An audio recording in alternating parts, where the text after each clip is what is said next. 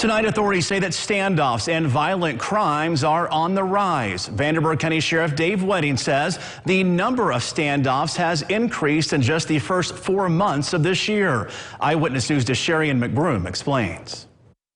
As violent crimes increase, so have barricade situations, better known as standoffs. Over the last 18 months, Sheriff Dave Wedding says crime has seen a substantial increase through Vanderburgh County and Evansville. An increase that Wedding says not only puts law enforcement at risk, but the community. We've seen a tremendous uptick in violent crimes and people resisting law enforcement in Evansville, Vanderburgh County. We've had 5 deputy-involved shootings. Our deputy's been shot at multiple times throughout these shootings.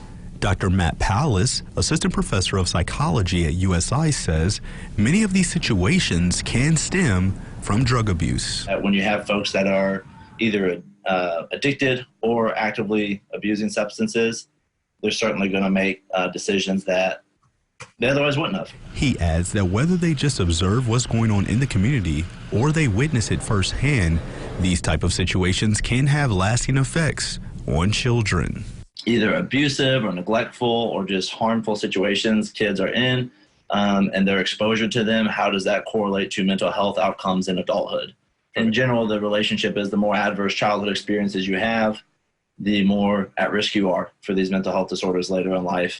In 42 years of working with the sheriff's office, Sheriff Wedding says he's never seen anything quite like this. Generally, we may have an officer-involved shooting or a real violent scenario maybe once every 5 years or so, but now it's like 5 times in a year. So it's really changed the number of times that we've met with violent resistance. While the sheriff's office works with different law enforcement agencies such as the Evansville Police Department and the Indiana State Police, their main goal is always to keep the community safe.